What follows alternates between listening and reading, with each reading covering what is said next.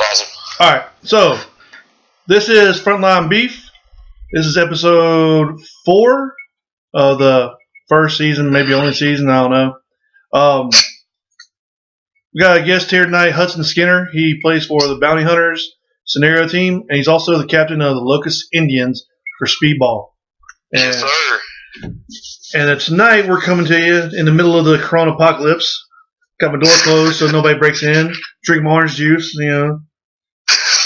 So let's go ahead. True story about our neighborhood. We've had three break-ins around us.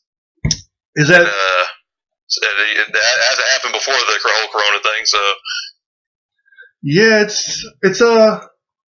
it's kind of weird out. Like people are gonna start if we stay locked down for a little bit longer, people are gonna start trying to find stuff, and when you start running out of food or like I guess toilet paper or whatever, and you can't find it anywhere when you can't buy the stores, somebody's got it. So yeah.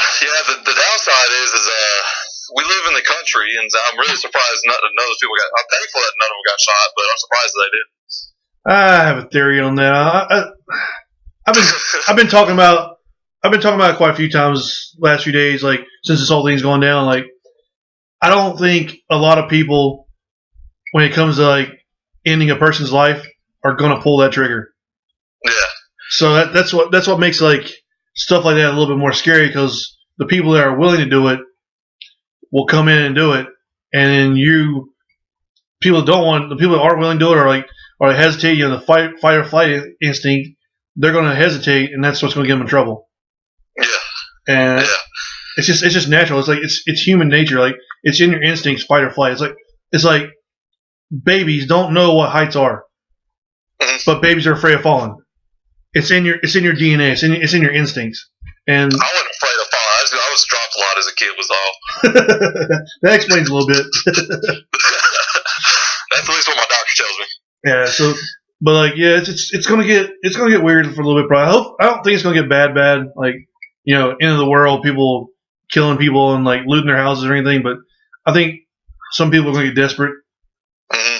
Like, let's lock down this county or lock down the city, but there's still homeless people running around. Like, what are you gonna do with them? Are you gonna take care of them? Are you gonna let them keep running around, or what's going on?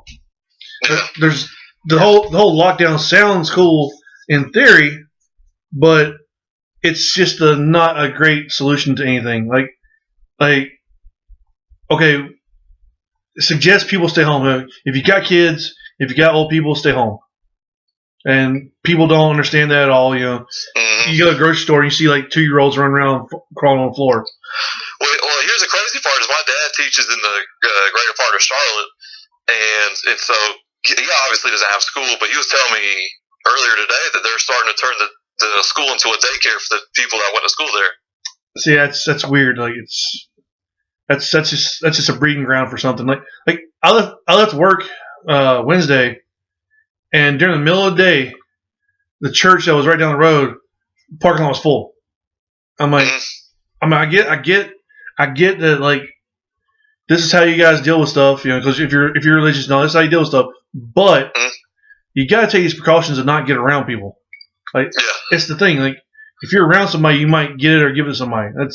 And people aren't understanding this crap. Like, they're like, oh, it's not going to affect me. Okay, cool, but it might affect your neighbor's grandma. It's just weird. Like people are going crazy right now, and people are losing jobs. Just calls like didn't you have something to do with your job too? Yeah. So I had to get a doctor's note because I called in sick, and so I called 3 different doctor's offices, and they pretty much said like they couldn't give me a note because they didn't see me when I was sick. Yeah. And I was only sick for like 4 or 5 hours. And I told my job that, like, okay, that's cool. Well, you can't come back until you get one. Wow. And the sad part is they have a nurse on the plant, but they won't let me see her because they thought I was still sick. Well, are they going to let you come back after this thing's over with? Nah. No, they got my badge and my keys. See, that's craziness. Like, it's like you hear so many good stories about, oh, this company's doing this for somebody, this company's doing that for somebody, and they're helping people out, Like, Walmart, Harris Teeter, they're giving bonuses out to people, like their employees. Hey, if you're coming in and working during this hard time, here's some extra money. And then you got the ones that are on the flip side of, oh yeah, by the way, we're using this as an excuse to fire your ass. Yeah. No, I think we let go of. So I got let go this past Monday, the Friday before we let go of 25 people. Damn. Yeah. See, if you live in the Locust area and are looking for a job, Michelin is hiring.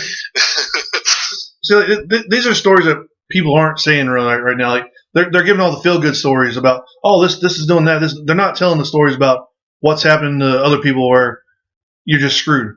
Yeah. It's a good thing they did the whole unemployment thing where you actually get unemployment faster, and as of right now, you don't have to go out and look for a new job to get unemployment, because going out and looking for a job is stupid right now. Yeah. That's a good thing, but like I say, some of these companies are just like it's 9 o'clock at night on a Wednesday, and I got an email, not a text message, not a phone call, an email at 9 p.m. saying, hey, come in at normal time tomorrow, and then after that, you don't have a job anymore. Wow. And I'm like, okay. So then like, oh, wait, we'll have a conference call in the morning.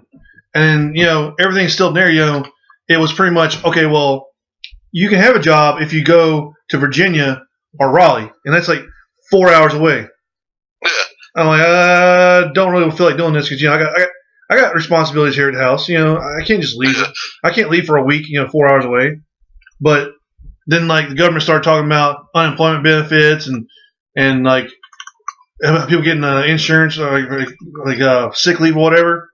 And they're like, oh, yeah, we found some work for you. Come on back to work. So we've been working a little bit. Like, I think we're getting like 24 hours a week. That's about it. So it's better than nothing. Yeah, it's better than nothing. I mean, like, we got something for now.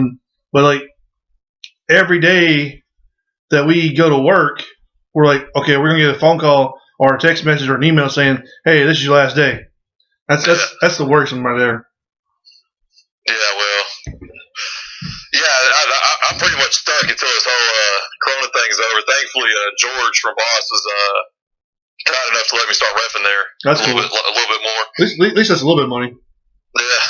But like, I know a couple people like Stephen. He got his job let him go for now. Like, wow.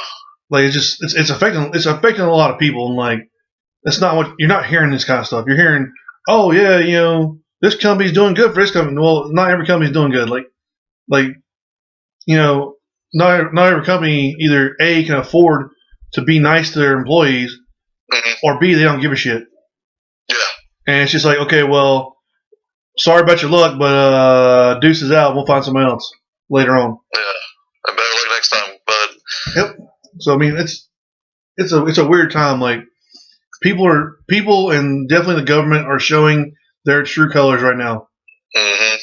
Like just it's I don't agree with people going out and just, hey, let's go to this music festival or let's go do this thing or let's go do that thing and spread this disease around or virus around. But I also don't believe in the government telling us to stay home. Like, oh, we're gonna write you up or whatever, or we're gonna put you in jail for coming out and breaking curfew. Yeah. Well, so you're gonna put me in jail where I can get coronavirus from other people? That's cool. That's just that National Guard pulls up. I'm taking a Humvee.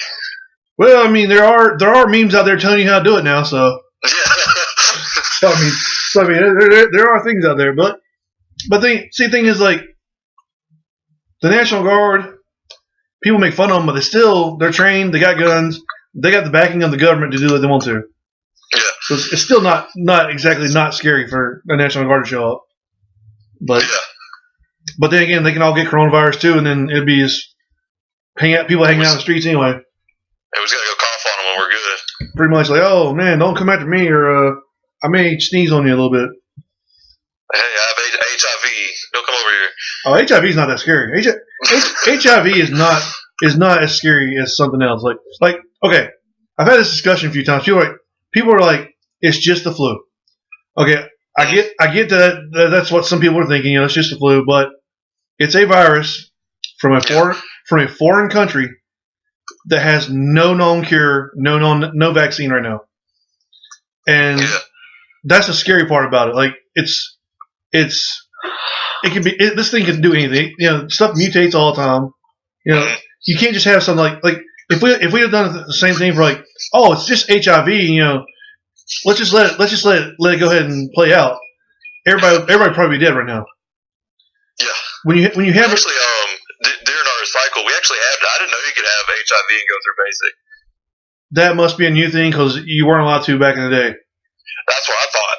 Because during basic, we had this chick. She was in a different company, but she had HIV. Boy, I was scared. Well, I mean, there's no reason to be scared of him because like it was the same thing with Magic Johnson. He came out and said he had HIV, and all the basketball players were like, "Well, I'm not playing basketball against him because I can get it." You can't get it. The only way you can really get it is like if you have sexual contact with somebody, or you swap spit with them or something like that. Once the HIV and like say if it's in blood or bodily fluids or whatever, once it hits oxygen, it dies. Yeah, with her, you wouldn't have to worry about those first two things. That's usually the way it is. But like, it's just bigger than my ego. Oh, yeah, you shouldn't have anything to worry about there. Then, but like, I know when I came in, you couldn't have HIV because people didn't really understand it yet still, and then on top of that, treatment was expensive. Yeah. And it was a terminal disease. That's like we were going through maps and someone was like, she has HIV. I'm like, there ain't no way she got HIV. And sure enough, we're on a van to Fort Jackson. She's sitting in the front, and no one's sitting here. That's crazy. We all just crammed up in the back. Like, that's too much. That's a crazy world. Like back in the day, in order to get in, they used to have to pass a lot of different stuff. Like you couldn't have cancer because, like I say, once again, cancer is like certain types of cancer are terminal, especially like 20 years ago. So there was no sense in you coming into the military and being sick the whole time. Yeah. But nowadays, like HIV, you can get HIV and you can live a long life. Like Magic Johnson's like, shit, he got in the 90s or 80s or whatever. Hell, that's been 30 damn years. He's still walking around. Yeah. He's walking more than I am. He's walking around with a mask on, afraid of the coronavirus. I'm like, dude, you're good. You're good, Magic. Your blood's got some shit in it. But like, it's just weird though. Like the military definitely changed a little bit. Like you couldn't be cross-eyed. You couldn't be like colorblind. You couldn't have like I think if you had diabetes, you couldn't get in. If you had knee problems, you couldn't get in. Like the recruiters were always like, well, if it's not in your medical records that we look at, you don't have it, right? Like, no, I guess not. They're like, you're not disqualified until they find it. Like, oh, okay, cool. Yeah. So like that's why that kid with autism was able to join the Marines. Yeah. Like they didn't realize he had autism until like he was in basic and like or boot or whatever, and like, oh yeah, there's something not quite right about this kid. Like, hold on, ain't that your job? like the recruiter's like, so you checked yes to autism, right? Yeah. Well, I don't see a check here. Write this down again and check no. Like, so you hold on, I didn't see that, young boy. You never told me you had autism, right? Right. Cool. Like recruiters. I mean, as of 2 years ago, maps like I would imagine as compared to what it was for you, it was pretty simple for me. I just had to go get my blood drawn somewhere. Got to look at my bow. Yeah, that's pretty much what it was with us. Like we had to show up and like you did like a colorblind test and like depth perception test, and like they made you like crouch down and bend over, and then you showed the guy your butthole, and pretty much it was like little tiny tests and everything, but it was like an all day thing. Like you were there all day. Yeah, we got there I think at like 4, and we left at like 3. Yeah, like I was ready for a nap. I did mine in Houston, and I was like the whole time I'm like, man, joining the Air Force is such a great idea. And then we're like, we show up, we get on the bus to go to MEPS, and they take us to, I forgot where they took us to, but we went to a hotel. And the hotel in Little Rock is where you want to go at certain times of year whenever the MEPS brings the people in, because that's when all the girls are like, hey, I'm getting ready to join the Air Force, let's get laid. But This one on the other hand, it was we show up to this hotel and like in front of the hotel there's a guy in the middle of the road pissing on the yellow lines. Middle of the day, like you're just like this dude's got some bold shit going on. Like he's this dude's bold right now. So we check in, and I guess around there they know that you're going to MEPS also about the same time. Yeah. So there was a party full of cross-dressers. Oh Lord. And this was a different time back in the day where like that was very, very frowned upon back in the day. And they just were relentless. As soon as they saw us, they're like, come party with us, blah, blah, blah. They were jumping all around, like trying to get us to come. Like they were coming to our doors and knocking on them. Hey, come out, let's go party. Like all right, no, we're good for now, there, guys. All right, come. Maybe give it a few weeks. Come outside. We'll SUD. I'm like, no. I'm good. Like this. I'm being attacked.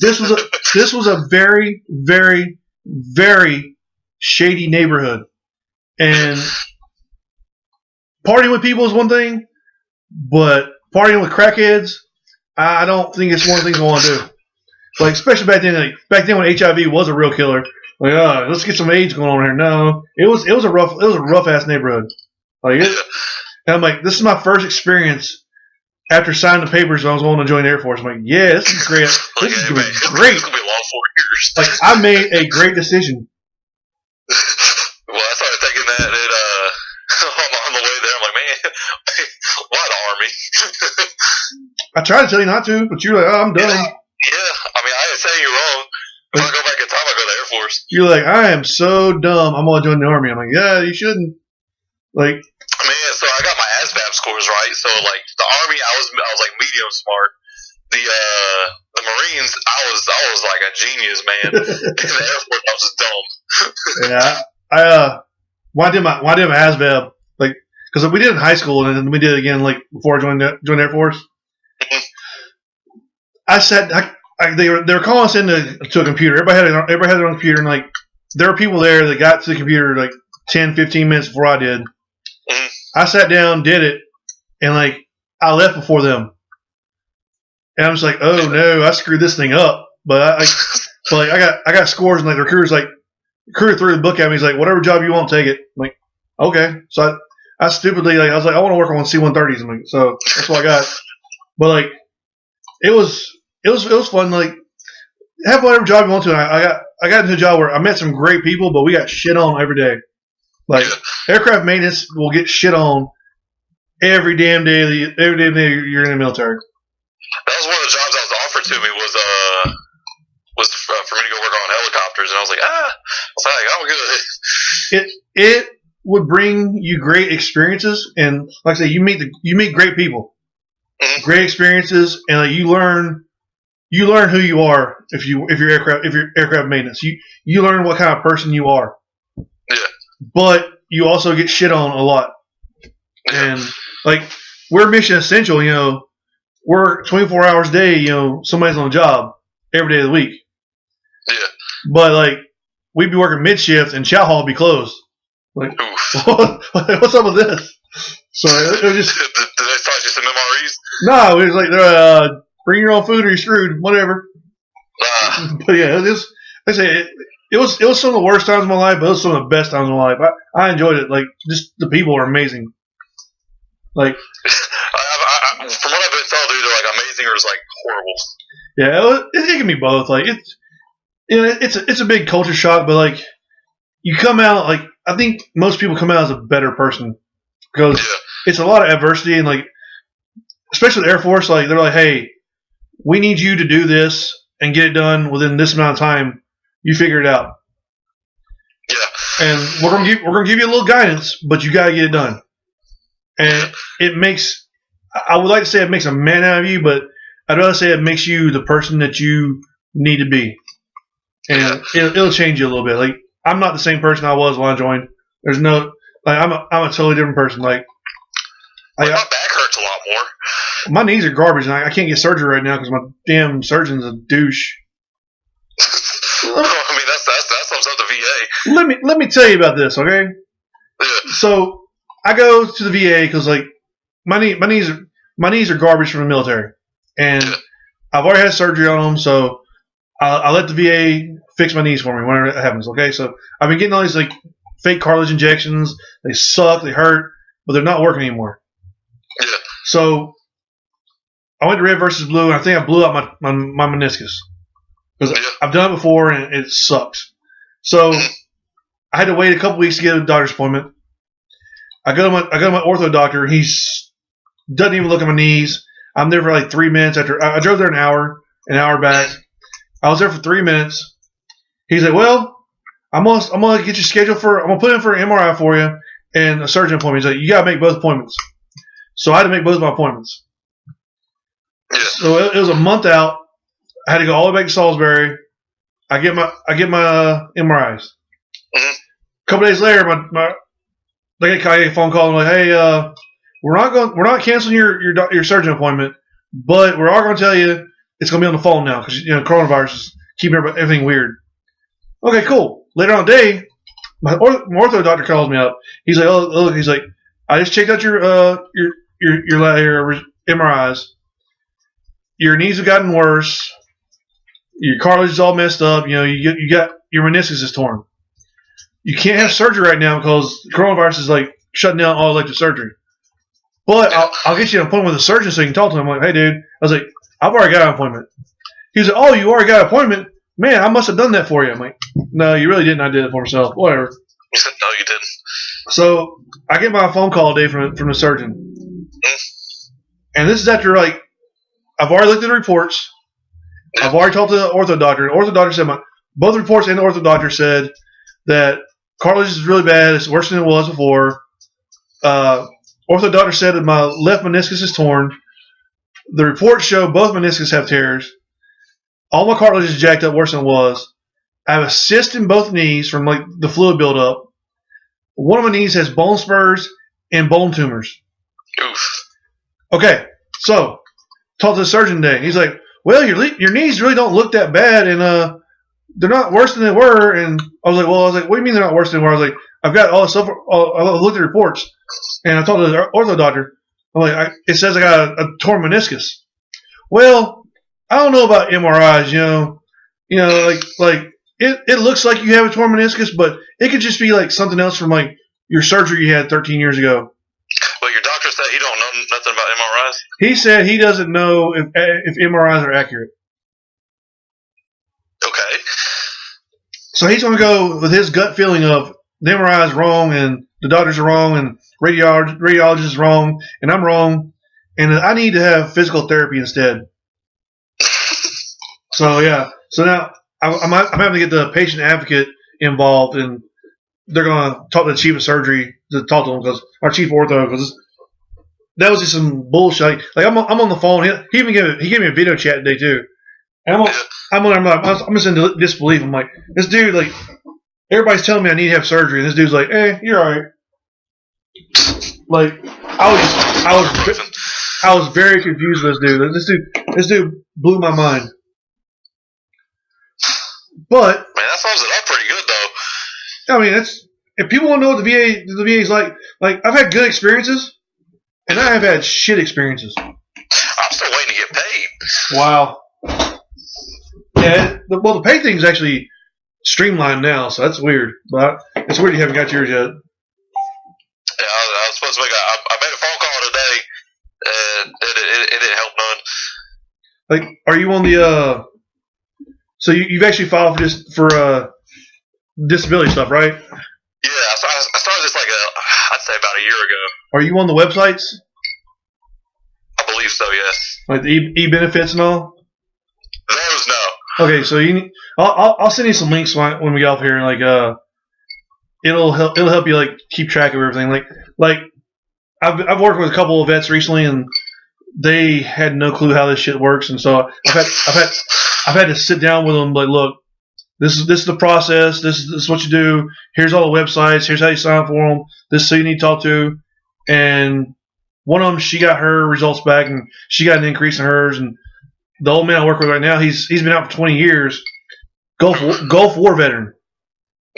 So plain and simple, like, well, he's a Desert Storm veteran. Let's narrow that down. Desert Storm veteran. Yeah.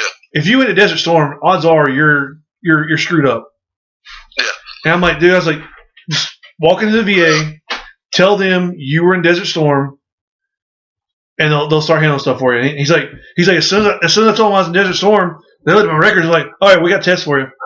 So he's in the process of getting his disability rating for the first time in 20 years. Dang.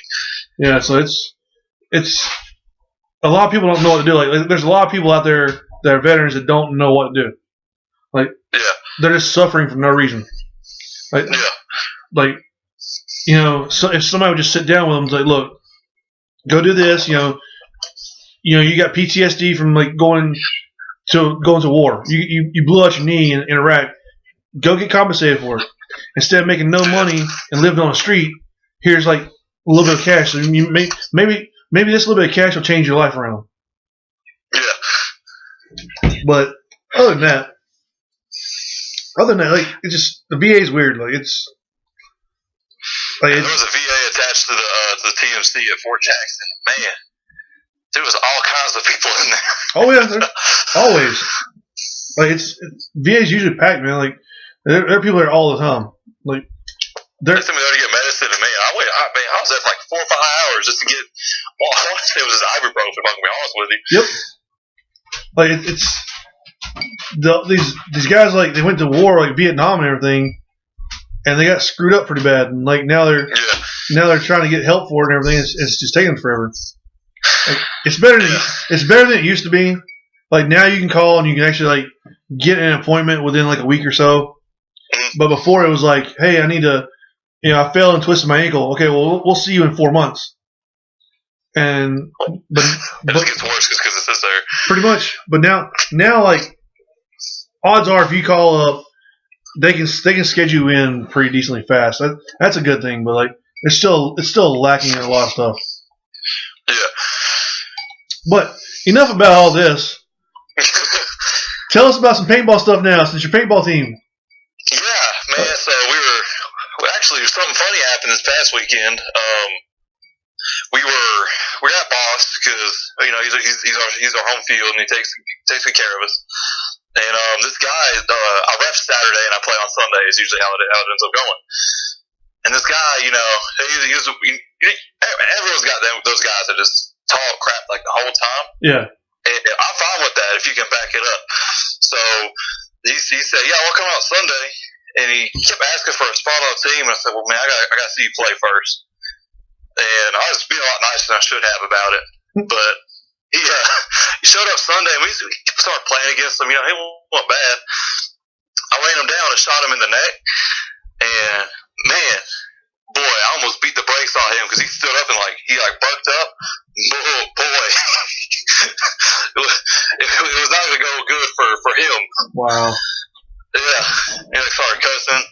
I mean, he tried to put his hands on me, but there was 4 or 5 people in between us by then. Wow. What? Yeah. So if anyone that's listening to this that saw that's usually not how practices go. We're usually pretty chill. Yeah. Some people just aren't built for it. Like some people just don't understand. Like that's part of competition.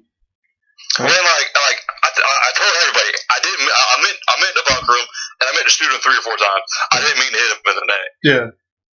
But he was like, man, I was just mad because I hurt. I was like, nah. I was like, okay, whatever. He's like, you still got a spot on my team? I said, nah. No, not exactly. Like you take a guy like that to a tournament, and he gets shot and shows his ass in front of everybody, and then your whole team looks bad. Yeah. Like I get being heated about stuff, get mad because something happened, but you can't just do that shit. No. Like you got other people that are out of their team, like doing what they do, and they're like, oh yeah, that's the team with the asshole on it. Yeah, I'm supposed to be that guy. So your future of paintballing is kind of up in the air right now because they're shutting down a lot of the tournaments right now. Yeah, they canceled the CFOA for this weekend, which I'm sad about, but it's for the best. Yeah. But man, we were doing so good on Sunday, and we were going to go out and run a point or two this evening actually, but with that getting canceled, I think a lot of fields are closed this weekend. I think be open next weekend. I think Paintball Central, their fields are open for limited people at limited times. Like you get to like have a reservation one of the days. I think it's see that's too much. I'm fixing a car on Sunday anyway, so I'll probably gotta go out in the yard and do some drills. That'll be fun. Yeah, it's a strange world right now. Like it's you never know who's got it and who's doing what. And like they're either breathing heavy on you, and I get to hit you. I get for the most part you're not like super close to each other, but you are super close when you're like standing in lines or whatever. Inside your pit, you're close to each other, so it happens. But everyone's touching that airfield station thing. Yep, and odds are nobody's washing their hands. So there's 2 porta potties at Boston, and there's hand sanitizer in there, and I know good and well that ain't no one been using it because that thing hadn't moved. Like y'all nasty. I don't. If you know me and you see me at games or anything, I don't use porta potties. Like I don't do it. Like I go out and pee in the woods. Like I don't care if it's like super cold outside, like a folded gap and it's like 20, 30 degrees. I'm going out in the woods to take a piss. I'm not going in the porta john. It's not happening. There's too much stuff in there. It's like they're gross and like I'm a big dude and like here I am. I may go in there and not touch anything, but then like my jersey sleeve hits the side of the door and I freak out. Like I got like an issue with germs sometimes. Like yeah, so like I got like hand sanitizer in my truck and all this other shit. So like if I touch the inside of a porta john with any part of my body or clothes, it's got to go. Like I gotta wash it or take it off or something. It's awful. Like I've been to places where you had to use porta john like music festivals, and like no, it's always the worst experience of the time. Like I hate it. I hate everything about it. Yeah. Well, see, as bounty hunters, we went to the Bones and Ashes in Fayetteville. Yeah. Man, and they had nice bathrooms. Oh yeah, like Bones and Ashes is nice. Like the Black Ops in Fayetteville is amazing.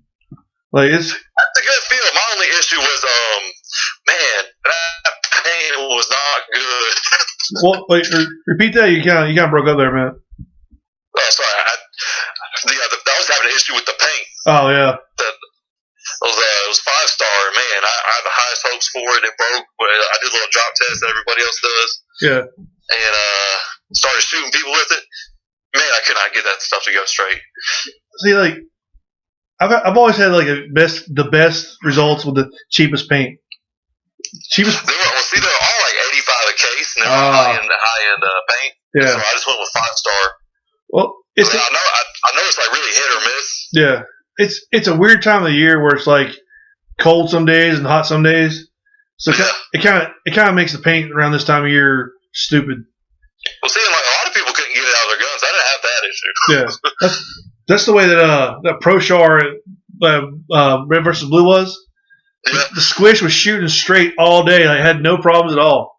But there were people out there that couldn't get their guns to work, and like they were shooting like curveballs and like blending stuff all the time. Like I was sitting beside people. Like there was a guy on my left and my right. They were just like spray painting, like just blending paint everywhere. And I'm just like my balls are going straight. I'm like sorry guys, my shit's doing good. Like, get you guys a squish. I don't care. It's man, people they had like there's one guy with the CS2. He was using Evil, and like he ended up just like tossing on the ground and walking away. And I was like, I was gonna give it another like minute, like to see if he was gonna come back. He came back. Damn. Yeah. Like I know like the squish has that my squish has a V16 in it, so it's supposed to be made for like softer like winter paint and everything. Yeah. So I've been eyeballing there's someone that brought a squish to the field, and it was I don't know what was wrong with it. It was just loud, but I mean I shot the thing and they're smooth as can be. And I've been eyeballing ones for like a backup. It's got just a little bit of kick to it where like you pull the trigger, but it's not enough to like throw your shots off. Like that's what I like about it. Like I shot the CS2s. And you pull the trigger, and it's just like, did something come out of my gun? Like the only way you know you shot something is you watch the ball go out. Like you can't feel it.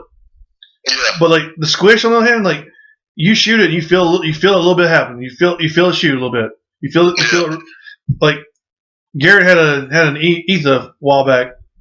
Yeah. That thing, when you shot it, you knew you shot a gun. Like, it was kicking every time. Your hands will start shaking. I'm like, how do you shoot somebody if you shoot more than one ball at a time? Like, this shit is jumping everywhere. Man, so I had a problem with I had two LV1s. I sold one today. Yeah. But one, I bought it and it didn't have a pop-it in it. Man, I got a 1022 in the other room that's quieter and kicks fast. But man, that thing was loud. But it took me forever. I was going through it and I was like, wait a second, there's not a pop-it in this regulator.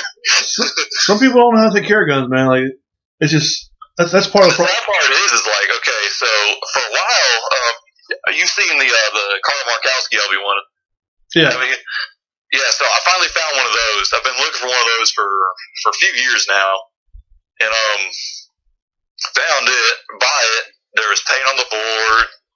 Messaged a guy I was trying to get some money back, and he said I could do a full refund. I was like, one of those.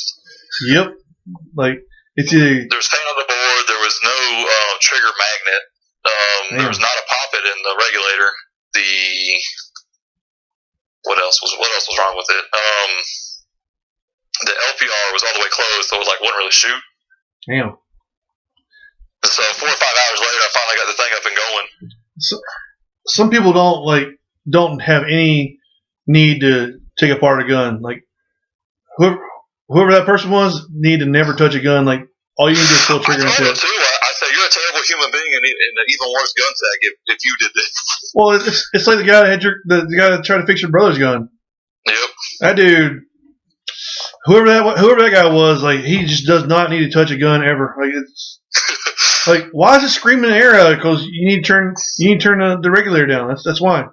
Like you had it set too damn high. It's shooting like fucking 700 fucking feet per second. Like no. My gun, I can only get it down to 350, and that's with the dwell all the way down, the reg and the LPR all the way close. That's not good. No. Like I took it out of practice. I started shooting. I was like, yeah, I'm supposed to switch the regs. Have you turned the dwell all the way up? Ooh. I might have to buy a new Noid then. Like my dumb ass, like I turned the reg down in a squish for one game, and like I was so mad. Like, the squish isn't working. And, like there's something wrong with it. And, like, well, did you mess with any settings? I'm like, yeah, I changed the dwell. And like, change it back. I'm like, oh yeah, I'm stupid. And, like I changed it back, and it's been fine ever since. Like honestly, I keep on trying to tune my gun too early just because I get excited because it gets warm for a day. Yeah. And then it'll start cooling down, and then my gun will just like start dropping off. I'm like, oh, come on, this kind of thing shooting so nice. You just have to like do it a little at a time. Like that squish, it took me like a while to like get it dialed in where I could shoot more than like 8 pods on a damn 90 tank. Mm-hmm. Like I was shooting like I think with red versus blue, I was taking out like 8 pods, and I have that 280 Spire on there, and I come in back in the rest of the day. I still have the air left. I'm like, okay, that's cool. For speedball, the rental actually he ended up blowing a burst disc on a tank. Ooh. And so he put it down to 3,000 just for a few weeks, and so I went out with 12 pods and I shot a good majority of them before my paint just started. I want to say I got out of my 77. I want to say I got 9 pods and a loader out. Damn, ain't bad. No, ain't bad at all. Like there were times there used to be games where I'd fill my pod pack up and like I don't know why I'm doing this for. I'm not gonna use them all. Like a dumbass. I was getting used to carrying a bunch of pods out for the point. Yeah. Then I don't like going back and forth. Yeah, like I don't know. Like every time I played speedball, like I would take a bunch of pods out and never use them. Like, that sucks. Well, with the Vegas layout, there was a few shots that I had for the snake, and I dumped pods on it. Yeah, I probably put 2.5 cases shooting at nothing, but I mean, shoot, I'll do that left and right. That's what I did at Rock Hill. Like there was a point we had where I was starting back and I shot down a lane and like we won the game. We won that match really really fast. I'm like, okay. And I started realizing, within like the first 5 seconds, I shot 2 guys out. I'm like, okay, cool. And then like the rest of the time I was there, I didn't do shit. Like, Hey man, it was like when you coached us and we went like 0-4. Yeah. And you just said have fun and we started going off. That's because these guys are scared the whole damn time. Like, you can see this shit. Like you can watch you guys out there. Like all 3 of you were scared to move, like scared to do stuff. Like you like each one of you guys did not want to get shot out. Like that's what you were playing for. Like you were playing to not get shot out. And once it got realized that you guys weren't making the next round, you guys go out and have fun. And like just realize, oh yeah, we actually should probably be aggressive now. Yeah. And we did, and it worked. It was just a little too late. Best coach ever. That's all I gotta say. Which, by the way, we are looking for a coach. Just throwing that in your ear. I need money. You and me both. I need some kind of like financial reimbursement. I'll give you a high five. I don't think it's gonna pay my bills. Like look. Seeing as I don't have an income right now, I might have to pass on that one right now. Like I have if I'm gonna be like my BFF Matt Sossman, I gotta get paid to do this shit. Like you guys gotta fly me out to the field. You gotta fly you to Locust. Yeah, they fly him to California. We do have an airport like 15 minutes away. There we go. I'll go to Charlotte, fly to Locust. It'll be fine. Go to Charlotte. I'll call the PJ and we'll get this sorted. Like these dudes are like flying him out to like California and shit. I'm like, you guys can't afford to fly me 10 minutes flight down the road. That's bullshit. That's correct. That is correct. Garbage. That's a correct statement, actually. But yeah, there's a lot of things I can't afford.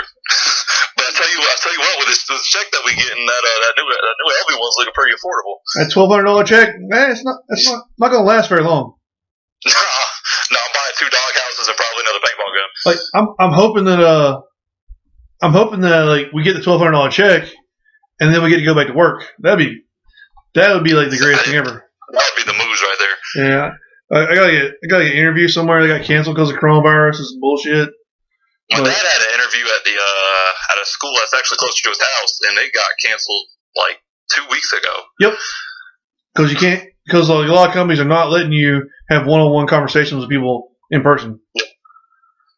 So and he was upset because he wanted that job because it's closer to home. Yeah. Well, I mean, but it is what it is. Once this stuff is over with, he might get interviewed again for it. I hope so. So I mean, that's just the thing. Like, it's a real uncertain time right now, and like, we're just having to deal with it. But yeah, that $1,200 check might go to buy me some new damn flexes. That's all I know. Some more?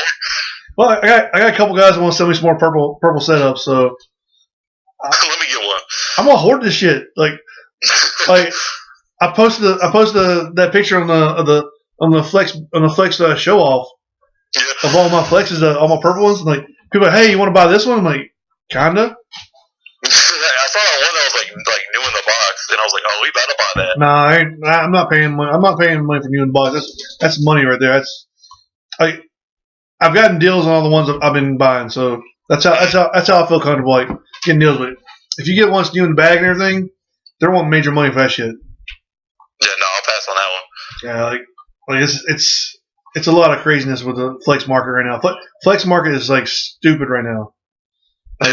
Like people are bringing stuff out that like you haven't seen in years. Like, oh, this is a 1 of 10. Like, I want $1,500 for it. Yeah. Like I think they're like camo goggles.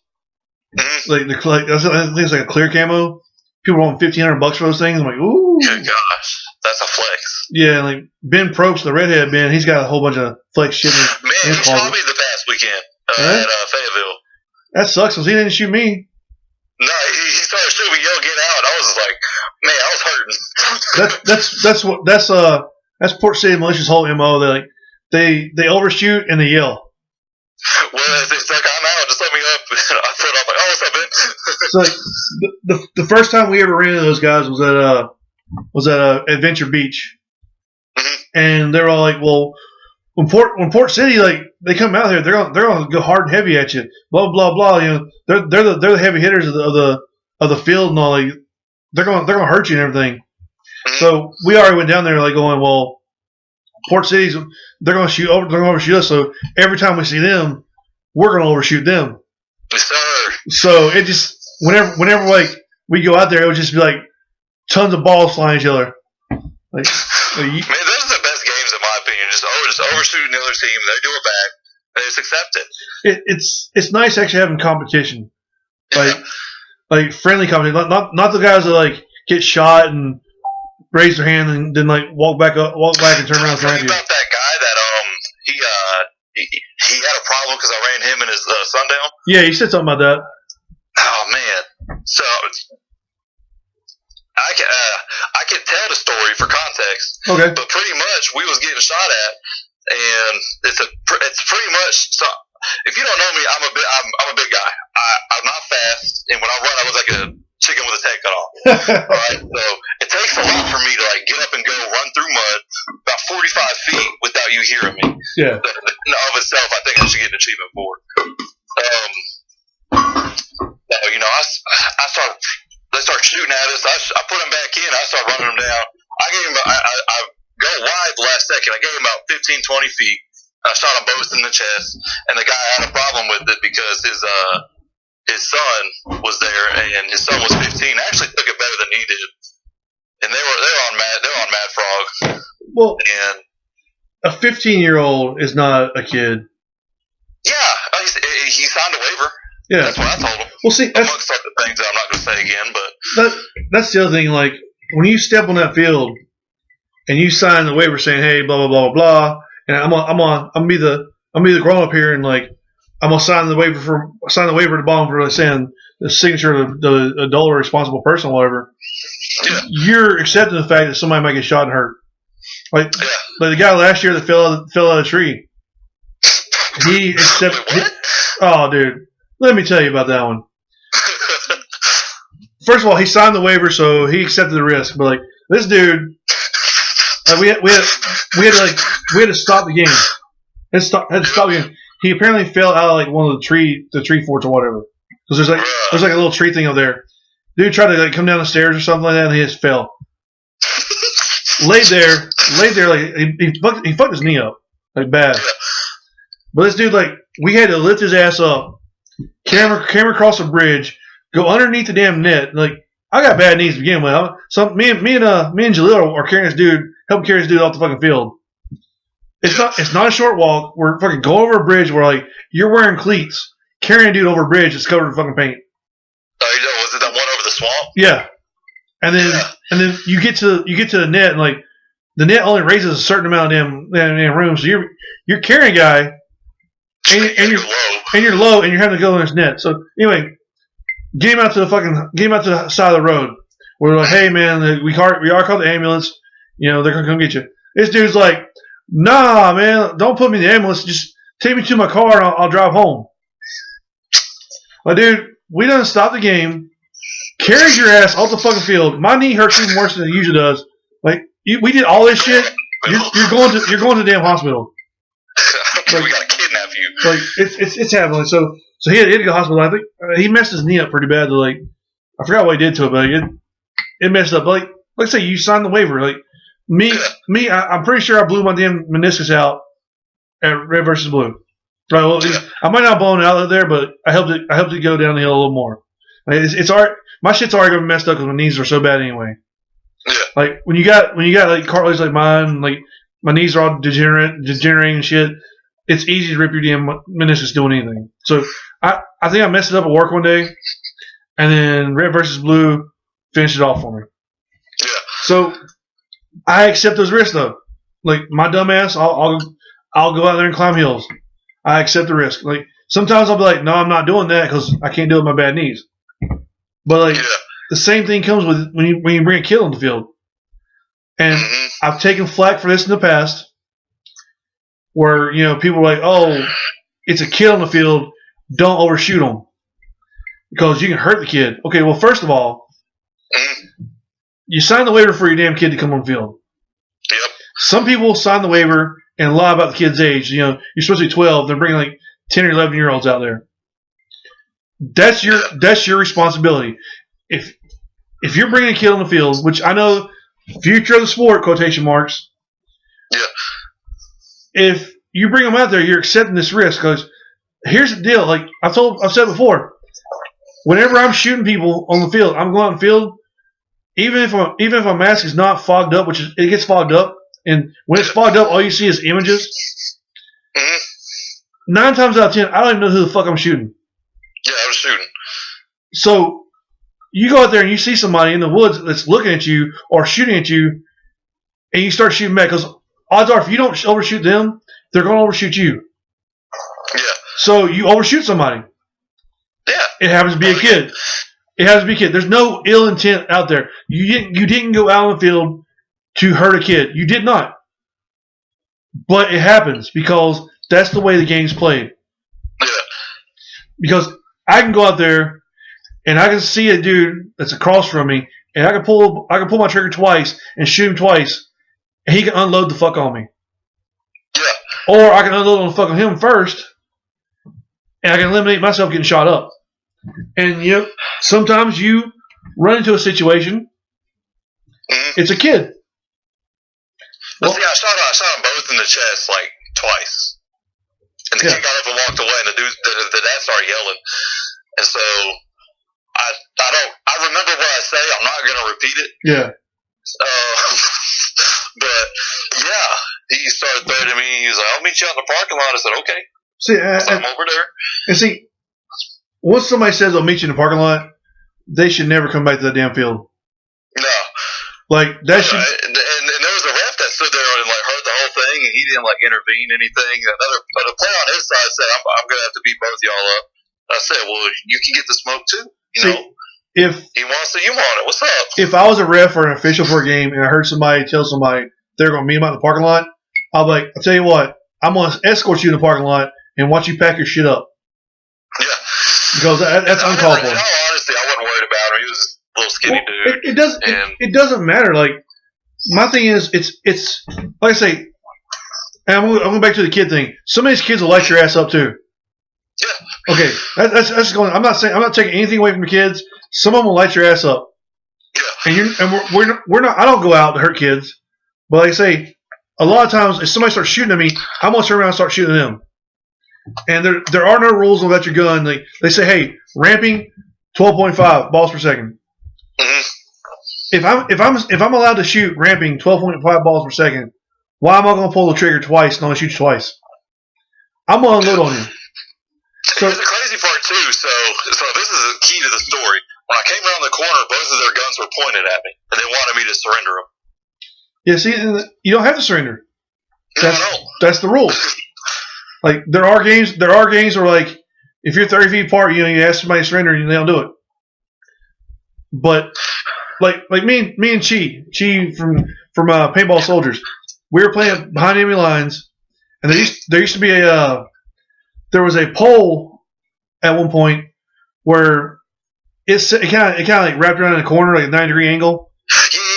Yeah. And it was netted in there where your team could be on one side of the pole. That team can be on the other side of the pole.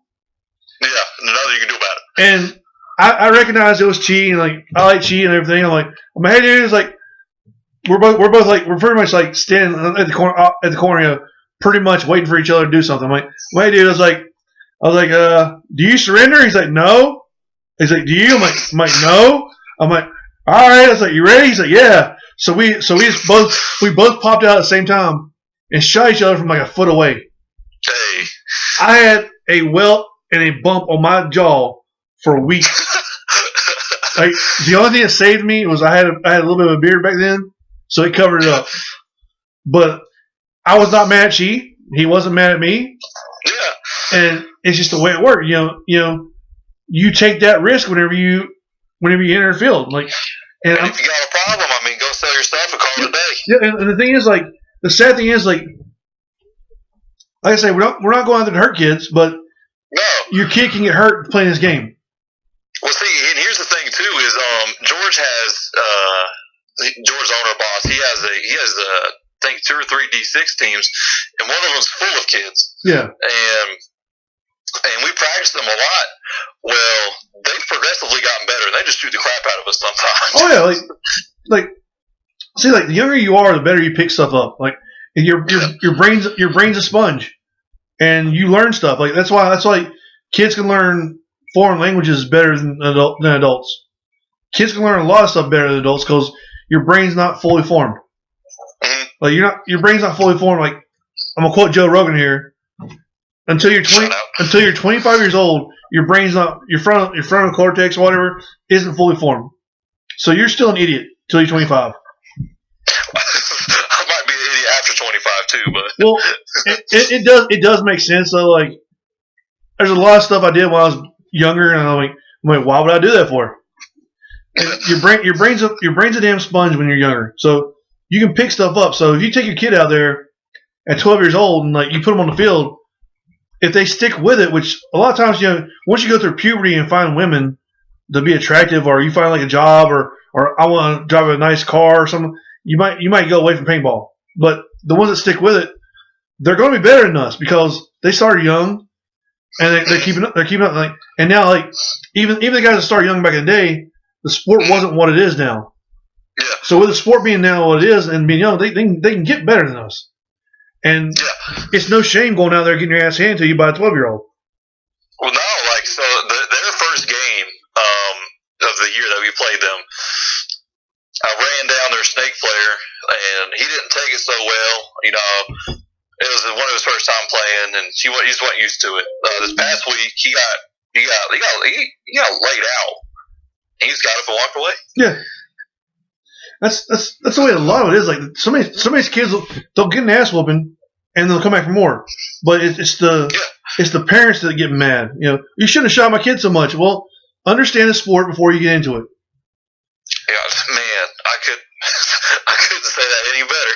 Yeah, I got yelled at by a mom this past weekend because I checked their kids' guns, because they're shooting like 15, and that's not our cap. Yeah. And I told them, they're like, we're not shooting that. They were. Yeah. And their mom started yelling at me, and apparently their dad's a professional, so I don't know what I'm doing. Yeah. Professional, quotation marks. I said, that's cool and all, but I need you to turn your guns down to 10.5. Yep. Well, I mean, it's the same thing, like going out and expecting your kid not to get shot up or bunkered is the same thing as putting your kids in a football pads and uniform and not expecting them to ever get a concussion. Yeah. Shit's gonna happen.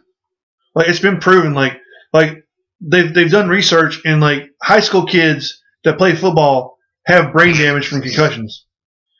You have a 300-pound man, or even a 300-pound kid or 200-pound kid trying to crush your ass on the field. Yeah.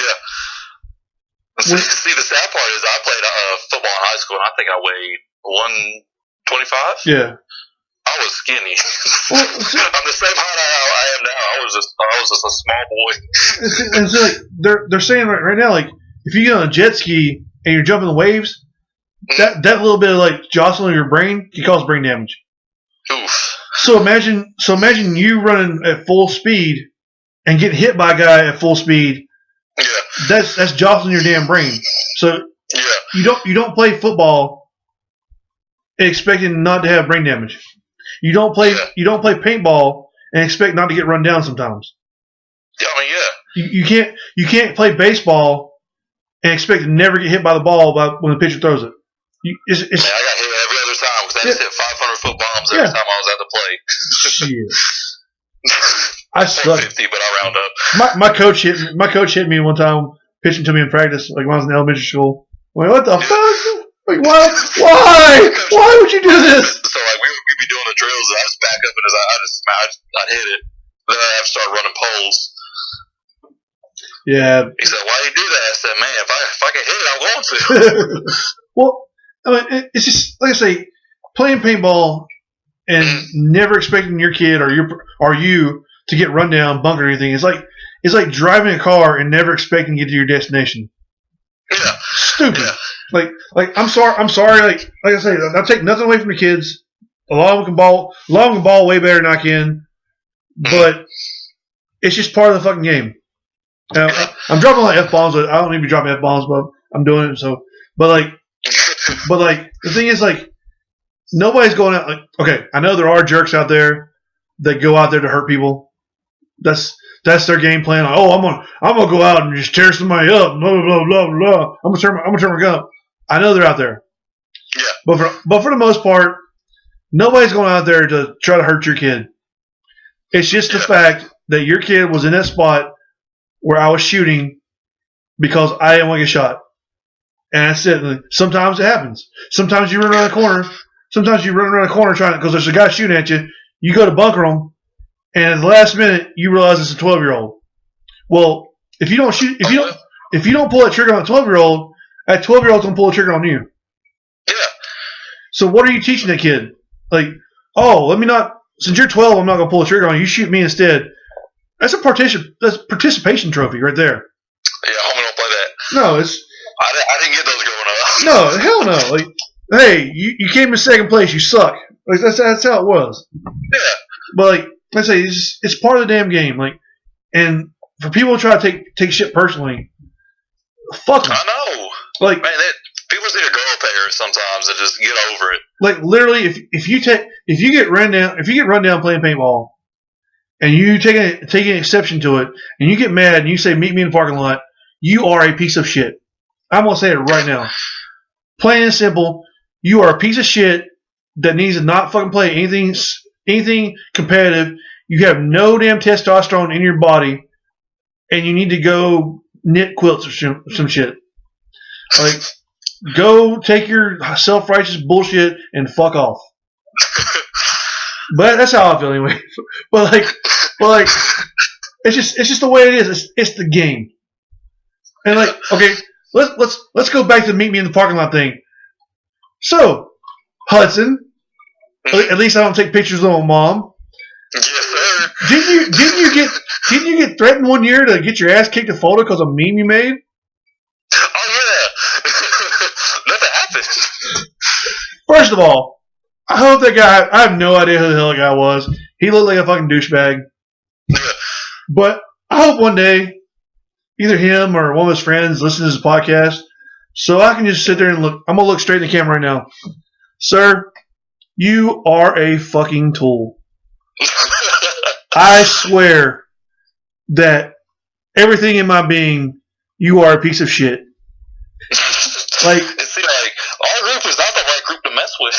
Like, well, the thing is, like, I'm going to tell you right now, if you take an exception with somebody that I know or I'm friends with or something because they made a meme, and you try to rough them up somewhere, like, in person, it's not going to work out well for you. That's my thing. Like, I'm not going to get mad at you. I'm not going to threaten people for, like, oh, you overshot me. If you overshot me, I'm like, I'm giving you a thumbs up or I'm gonna flip you off. But it's just, I'm not mad at you. But if you get mad at somebody because they posted a meme and you didn't like it and you threatened to beat them up because of it at a game, go screw yourself. Plain and simple. He hit back with, at least I don't take pictures with my mom. Yeah, like, what a tool. So I told this guy I kept air thrusting because there was nothing better to do this at Fayetteville. And so some guy just kept yelling, like, your mom doesn't love you. I yell, she does. And I take pictures with her, just so you know. No one understood it. I would have understood it. I would have laughed at that one. But it's just, like, this whole thing, like, it's just hilarious how people get butthurt about everything. Like, I've posted memes and shit talk pages before, and then, like, somebody's like, sends me a DM, why are you mad at me for? I'm like, dude, I'm not mad at you. Man, I had someone, they messaged our, I forget what it was, but apparently made him mad at a practice. They messaged our Facebook, and he's like, man, why'd you do that to me? I'm like, who are you?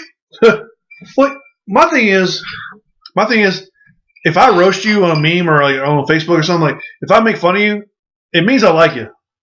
Yeah. Like, if I don't like you, I'm just gonna be like, I'm not gonna like try to make anything funny about it. I'm like, look, dude, you're hot garbage.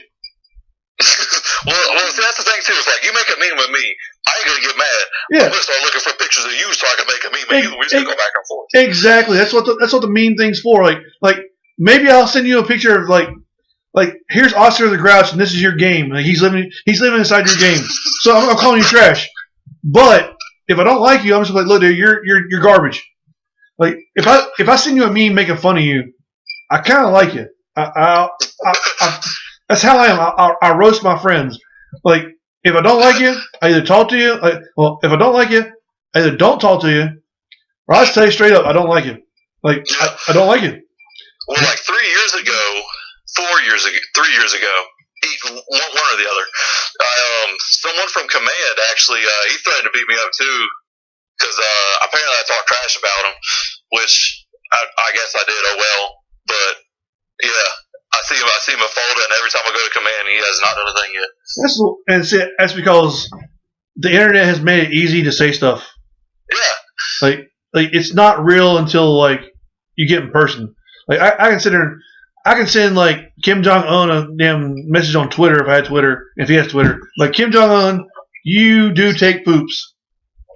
You have a butthole, but I have no repercussion for it because I can be anonymous.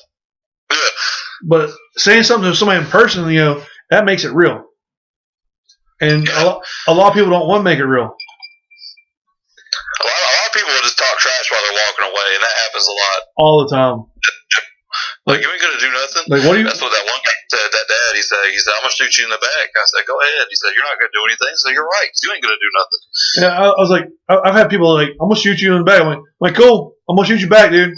Like that's plain. Like I think Operation Homefront, the second one we played, there was a guy like it was towards the final battle, and like he was taking some of our guys out, I was taking some of his guys out, and like it was just me and him left. And I know I shot him, I know he shot me, and like we just kept shooting each other, like fucking whatever. And I got welled up. I know he got welled up. Like it's just part of the game, Yeah, me and we did some woods ball this past Sunday. Me and my brother were playing, and he came around the corner. We shot the crap out of each other. Like I got bruises everywhere. I know he got bruises everywhere though. Yep. See, that's the way it is. If it comes down to like, you don't have to engage in a firefight. You can raise your hand and walk the hell away. Yeah. But some people that kill me too, or that like keep yelling that they've been shot. I hate those people. It's like, oh no, they just keep yelling it out. Like get off the field. Well, yeah, that's another thing. Is like I've been playing for like 5 years or more or whatever, and I know that like somebody yelling I'm out doesn't mean anything. Well, see, like usually when people start yelling I'm out is when I start shooting them. Well, like this last game, like Red versus Blue, I know for a fact I shot a guy in the chest. Yeah. Saw him look down, wipe the paint off, go behind a tree, and then come back and shoot at me. Yeah.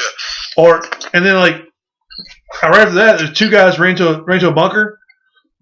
I had a perfect lane on them. I shot them both out. They both got to the bunker, raised their hand. Yeah. One guy got up, left. The other guy started shooting at me. Yeah. I'm like, so just because you yell "I'm out" doesn't mean you're out. Get off the field. See, they'll start yelling "I'm out." They'll start screaming bloody murder, and they're not even close. Yep.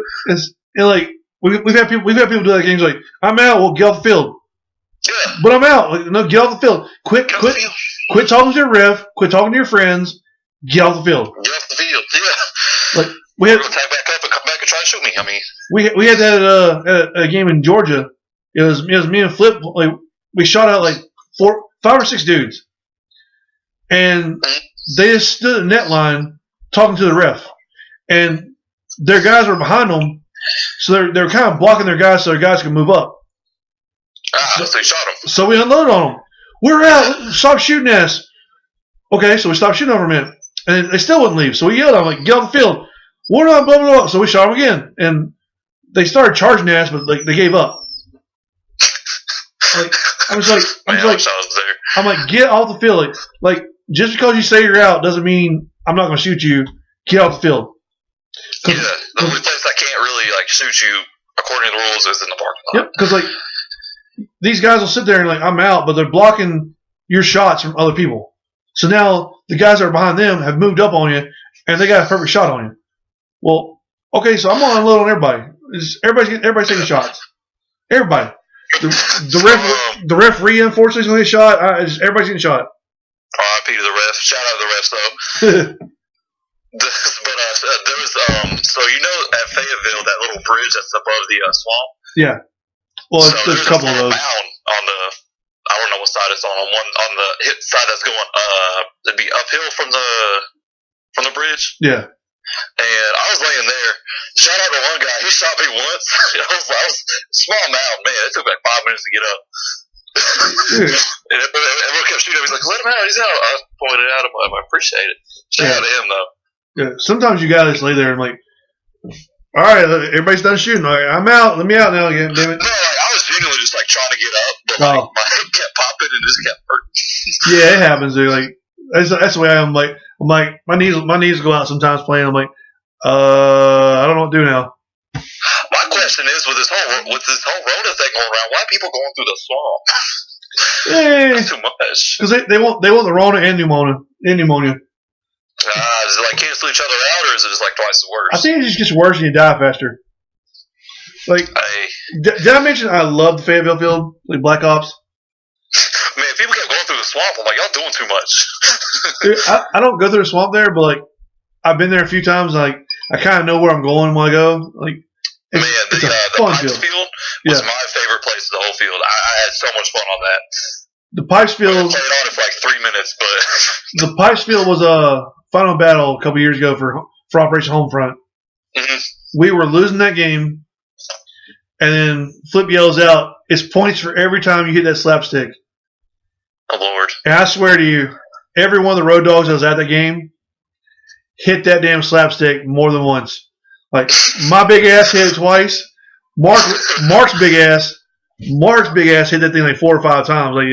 Like that final battle won the game for us. We were not going to win the game. We hit that slapstick so many damn times. Like it was just we dominated the last battle. It was pretty much the best thing I've ever seen on the field. Like it was. We were upset. Like this is gonna be Flip's first loss. You know, we weren't very happy with it. And like as soon as he yelled it out, he's like every hit counts. I'm like, dude, let's go. I'm like, let's.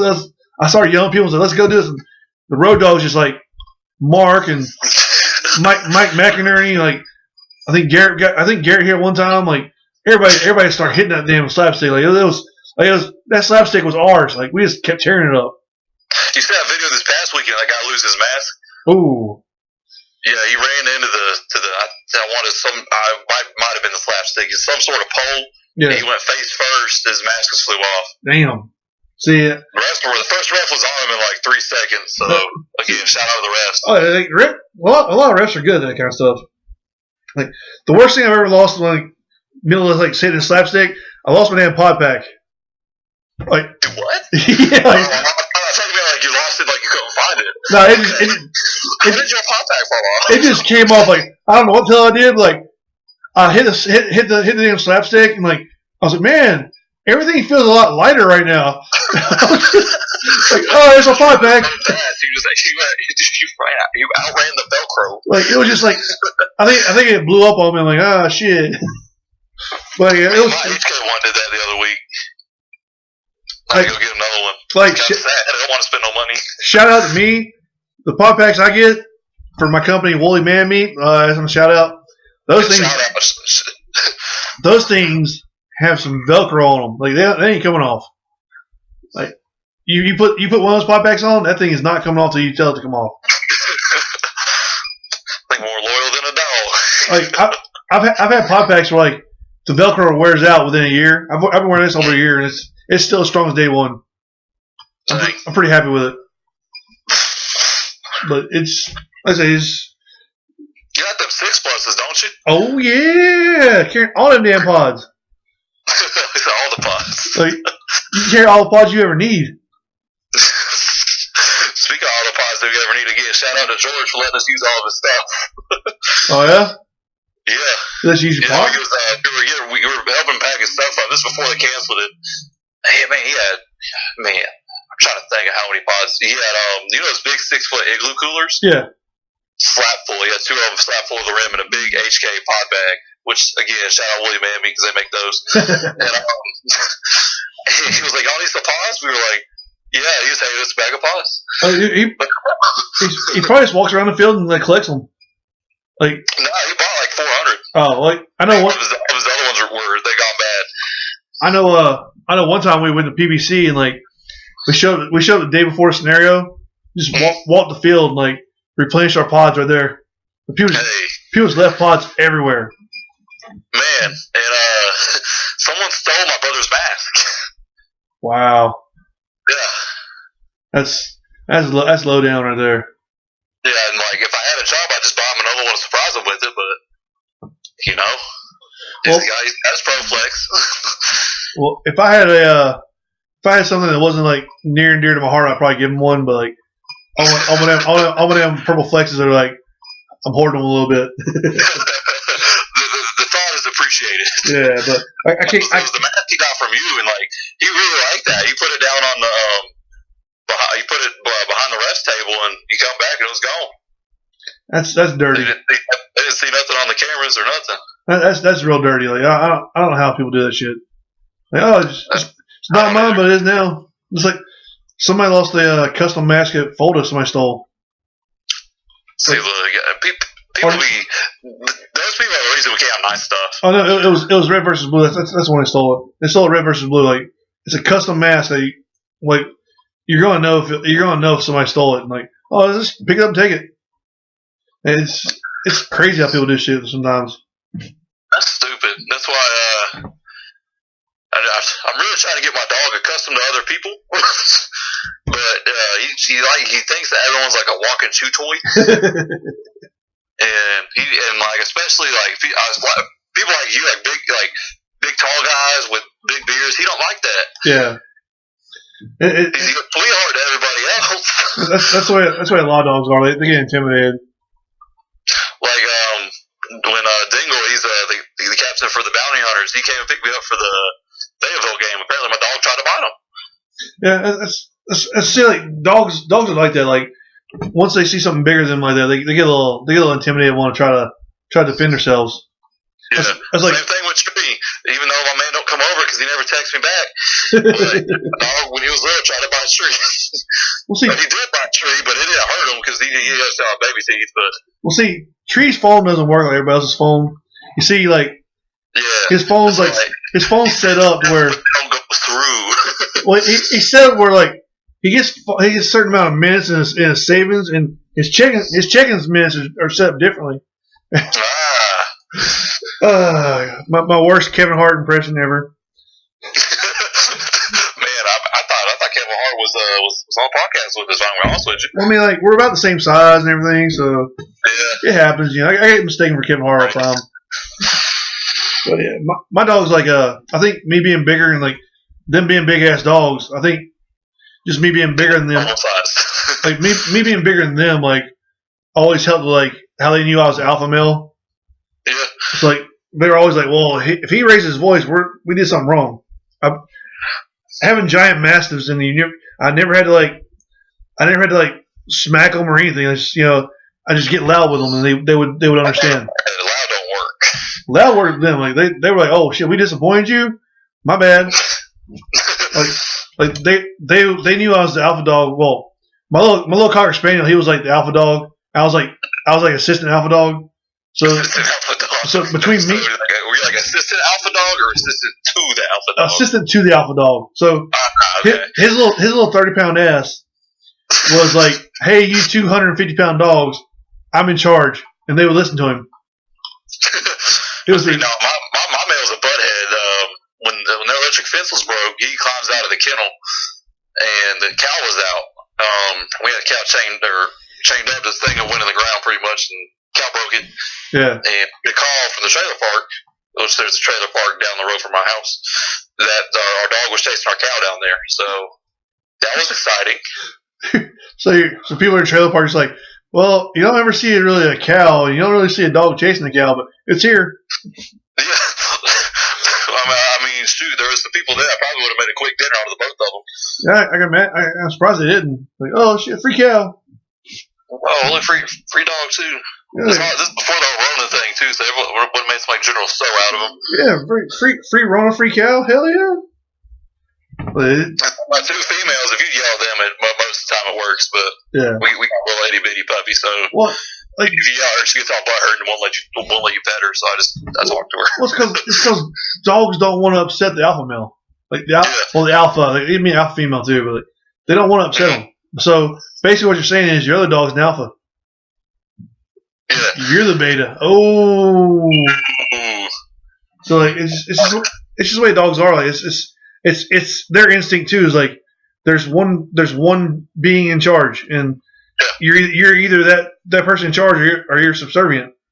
So if the alpha yells at you, you did wrong. So you need to like think about your life. Well, the male just put his head down. The female, it depends on her mood, will just probably just like walk up to you and jump on you just because she's excited to see you. And the puppy don't know what's going on. We got a fourth dog. She just kind of vibes out in the middle of nowhere. Mine's just a turd head. He sleeps all the time. Like if man, that's all that puppy does is sleep. She plays for like 5 minutes, and she's out for like 2.5 hours. Because she's growing. Like these things are here. Like they grew for 4 years. Like that's what mastiffs do. So like you take them in the yard and let them run around for a little bit and they just sleep. Like it's just sleep time. Like growing takes a lot out of you. But eating takes a lot out of me. I don't know about you. Yeah. Drinking during these podcasts takes a lot out of me. But I'm drinking Pepsi. Does that count? I don't know about that, but like that last podcast, woo! Like by the time it was over with, I had to sit down for a little bit afterwards. I was like, oh man. I said some things I wasn't planning on saying during the podcast. I'm like, oh man. Hey man, it happens. It was a good podcast. So like I got a lot of feedback from like people were like, hey, I do agree with what you were saying at the last show. I'm like, oh, that's cool. Like, man, too bad we can't get the ghost on the track. Man, that motherfucker would be great, wouldn't it? Like start talking like I do the video or whatever, and like afterwards you hear like somebody talking over me. Like is that Bear White? Like, must kill everyone. Like, what the? Like low key, I think my house is haunted because the other night my door just opened up by itself, and it was to where you had to turn the doorknob. It was 3 o'clock in the morning. No one was up, and I was scared. 2 to 3 o'clock in the morning is like the hour for like shit to happen. And I keep waking up at 3:21 every night exactly. So if you're ever up at 3:21, you think about your boy, send me a thought. So what happens if like the ghost that was at my house just followed you home? He ain't paying rent. Like because I say I'm about to go get some holy water and a super soaker and start spraying. I haven't heard anything in my house. Like nobody else has had any kind of experiences here in a long ass time. Like I had never had an experience at my house. Like I think one day I did wake up and heard somebody talking, and I don't know if I was like dreaming and heard somebody talking or somebody was actually talking, but it kind of freaked me out for a minute. Like so, I was in that little side room. That door was open up by itself, so I went over there, closed the door, turned the light on, and I was up until the sun came up. Hey, I know when the ex lived here one time, like her kid went to her grandma's house and like we're watching TV. Mm-hmm. Like his toys started like making noises and shit. Your boy been up and gone. So we went back and like we moved some stuff around. So like okay, it was probably just this thing right here. It moved or whatever, fell in the toy box. We moved like if something else like made noise. Like I was like, look, I don't know what this is right here, but if you want to play with toys. We're gonna go watch TV. Don't bother us. Like there's been several people here that like say they had stuff happen to them. So I don't know. You were kind of scared that one night. There's 3 things I don't mess with: that sharks, ghosts, and child support. You were kind of scared that one night. You all green and shit. I was terrified, man. Like I definitely just talked to Barry White, and then the dogs start going at it, man. Yeah, that dog. I was sitting there thinking, I was like, so let's say psych right now. I'm in a dream. That was a weird damn night anyway. Man, I was eventful though. Was that? I said it was eventful. Oh, it was an adventure. Yeah, it was a weird damn night. Like messed my damn wrist up, all kinds of good stuff. Someone got dog bitten. Had to wrestle a 120-pound dog. I'm like, oh. I was standing there. I was like, I know how to deal with like normal sized dog fights. I don't know what to do with all this. That dog was in kill mode, like ridiculous. Like I thought I was gonna die at one point.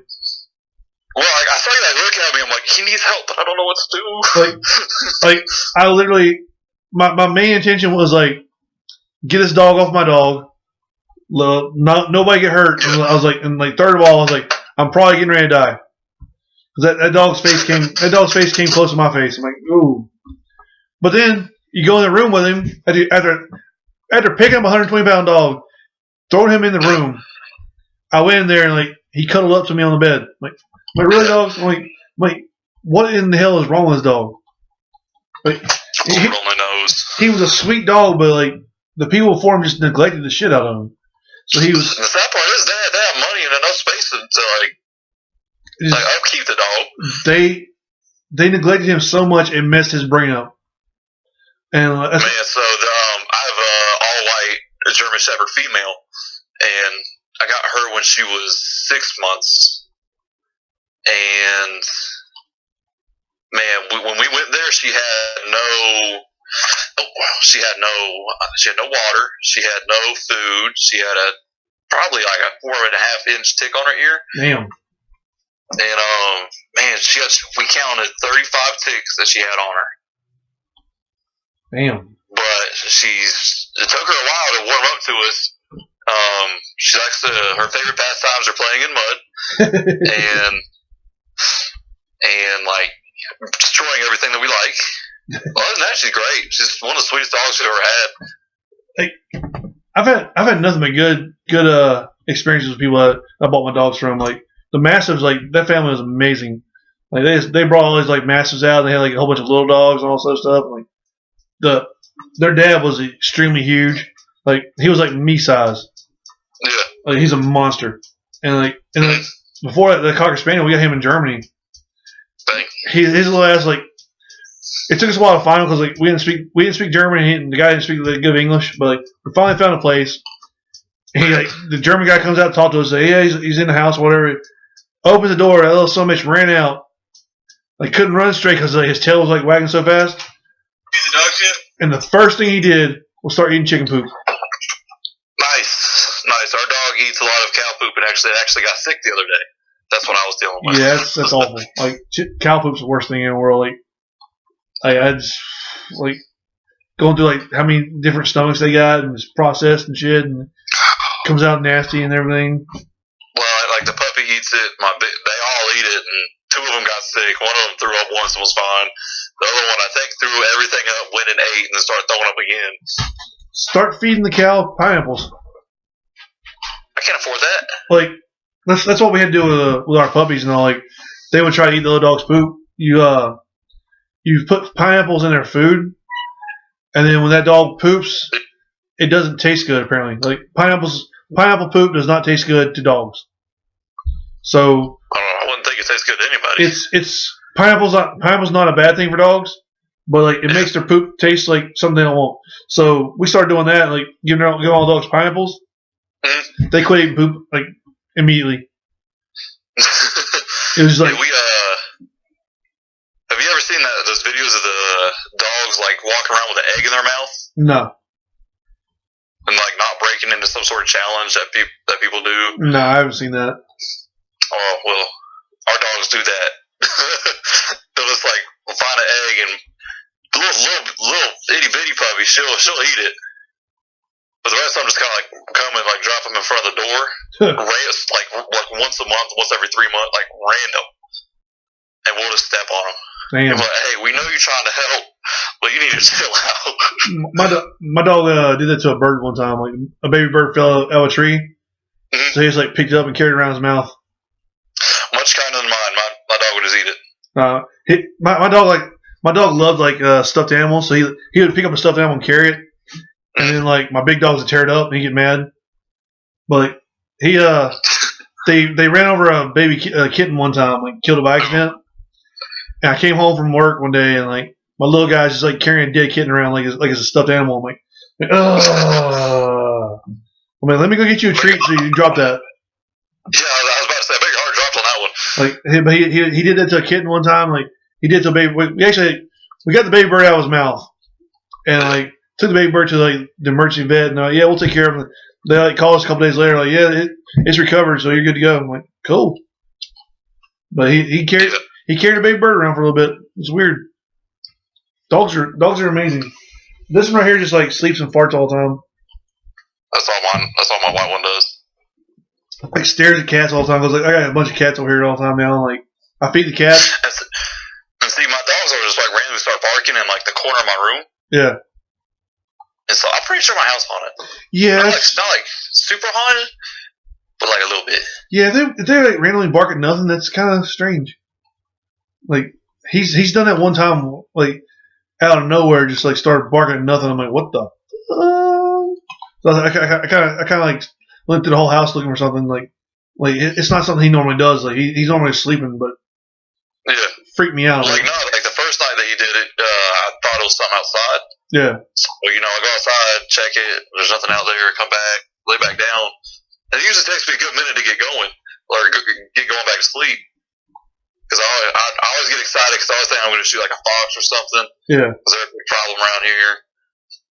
And finally, I start going back to sleep, starts doing it again. I'm like, man, my house haunted. Well, it's like Gary said that one time. Like, I went to that game. He stayed at the house. He's like, he like messaged me. He's like, your dogs like just jump up out of nowhere and start staring down the hall, like somebody's there. I'm like really? Like they don't know I'm there. That's kind of strange. Like, you're gonna get ghost jumped. I'd rather not. Yeah, if it happens, it happens. I depends who you ask. I mean, like I say, if ghosts are real and they want to bother you, they'll bother you. Like, whatever. I don't think there's ever been like a confirmed ghost death, unless you like talk to some weird people and like, hey, this ghost killed somebody. But you started talking to the right people on the right stuff.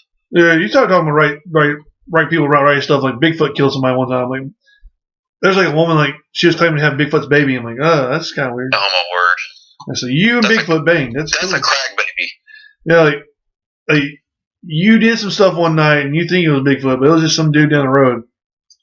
Like, people are strange, man. So, it was just some homeless dude. Like, it was a homeless hairy ass dude. Like, it happens. Yeah. You just like got drunk and banged him. It was you. Nah, it wasn't me. I'm selective of what I do these days. Like, I don't just go around banging everything anymore. It was one of those people from dang, where'd you go to basic? Oh, basic was like damn San Antonio. It was one of them. San Antonio was great. So I hear. Like we didn't get a lot of like leave from the base because we got screwed by our instructor. Like weren't allowed to go out long. But San Antonio, from where I went downtown at that time, San Antonio was nice. Man, we went to downtown Fayetteville. Downtown Fayetteville is weird. Downtown Fayetteville is a military town, and it's built a certain way. It is built for like young military guys to go out. Strip club. Yeah, it's basically built for young people who have built up hormones and need to release those hormones. And so the strip club. There's a lot of massage parlors too, which I'm assuming do more than massage. There were like we went down like last year and there was like 5 strip clubs within like 30 feet of each other. Gosh. And then like the other part of it is there's a lot of like older people that live in Fayetteville, so it's set up for those people also. So it's just a weird ass town. But I wouldn't mind I don't mind going down there. Like it's sketchy at some points, but it's not a bad place to be. Yeah, we went to there's some Mexican place, and we went there, and then we called it a hood safari around Fayetteville to try to find a Sonic without using GPS. We ended up finding one to get the milkshakes that were on sale.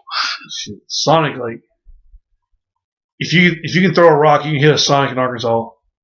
Are you serious? Oh, they're everywhere. Like I lived in a town with like a few hundred people. If you went south, there was a Sonic there. There's a Sonic to the exit directly north on town.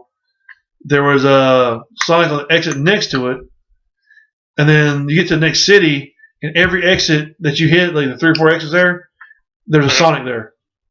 Wow. So pretty much anytime you went down the highway and you hit an exit, there would be a Sonic within like 150 feet. Man, the Sonic milkshakes, they just hit different. I'm more of a Sonic slush, like grape slush. Man, I mean, those are pretty good too. Well, especially the ones with the nerds in it. Well, the thing is, like, yeah, the nerd ones are great. But, like, the thing is, like, back in the day, we used to put Everclear in them. Ooh. So you just get lit.